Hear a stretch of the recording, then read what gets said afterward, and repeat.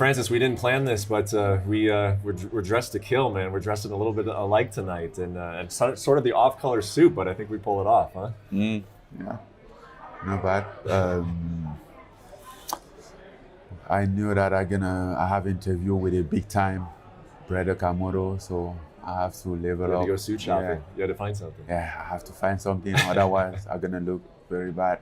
And you actually picked the location of this interview, Barry's Downtown Prime here in Las Vegas. Why are we doing the interview here? Why this spot?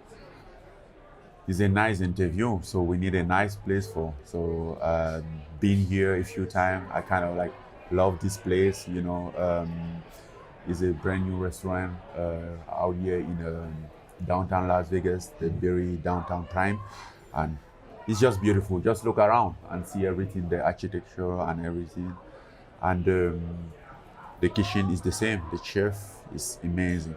This is where you are for the UFC fights, right? This is where you watch it. Not a bad place to watch it. No, not at all. I mean, the best place. So you've been in Vegas now for 4 years.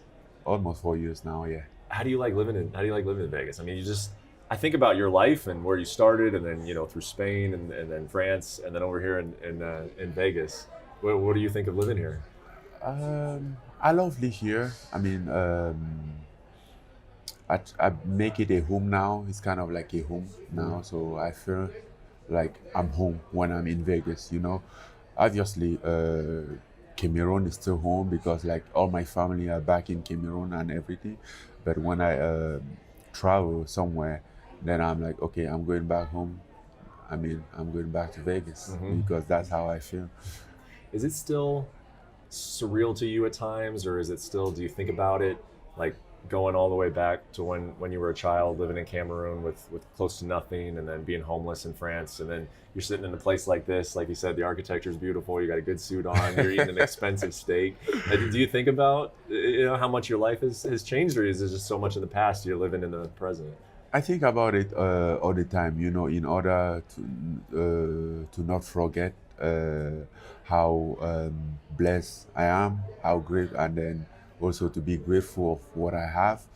But and that's why I go home more often, because like all the time when I go back to Cameroon, when I go back there, I can relate it to any situation there. Like I feel about, I see things there, and it just remember me like, reminds me like 20 years ago, just like this, 10 years ago, just like this, because I was in that same situation tens of times, multiple times.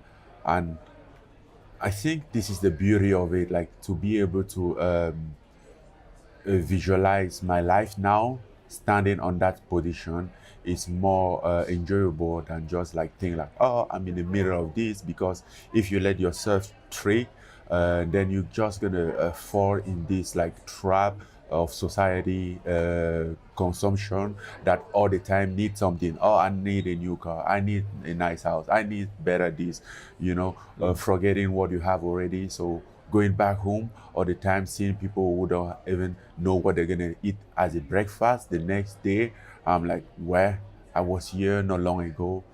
I'm doing great, I've been doing awesome, man, you know. So it's kind of like allowed me to really feel and to visualize the journey that I've been through, and to also reset my goal to not to lose sight of it, you know, because sometimes with all many things going on, you can lose focus on your target. But when you lost, it's like being in the middle of the ocean. The first rule, when you lost, look back, refer to where you came from, and then you will quickly find your destination, where you were going to. Yeah. That's some deep stuff, philosophical stuff. You know, there's this saying in Vegas. It's playing with house money. Have you ever heard of that saying? It's a phrase in Vegas. No, I don't know that one. What it means is if if you're at a table and you hit a big hand, and you win all this money, right? So at that point on, there's really no risk. Because you got all this money and it wasn't yours to begin with. You're playing with the money that you won. You're playing with house money. And the reason I bring that up is because I wonder if you are you able to feel that way sometimes with your career because of how far you've come, and the fact that your life maybe in a lot of ways you shouldn't be where you're at? Does it remove some of the pressure because you've already won in such a big way? No, not at all. I think he even put me more pressure. I don't think I'm playing with the house money, because house money is something that you win. Obviously, you risk your money to win that, but for me, I think I'm in the sport that I know I'm blessed, but I also kind of like in some other way deserve what I have. So I don't play with it. I know what he means for me, what it means for my family.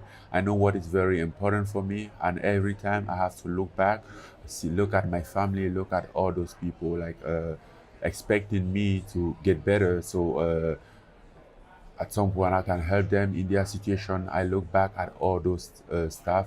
I mean, I can't afford to think that I'm playing with the house money. There's no house money right here. They are all my money, and Yeah. yeah, I can't put my house on the line to play with it.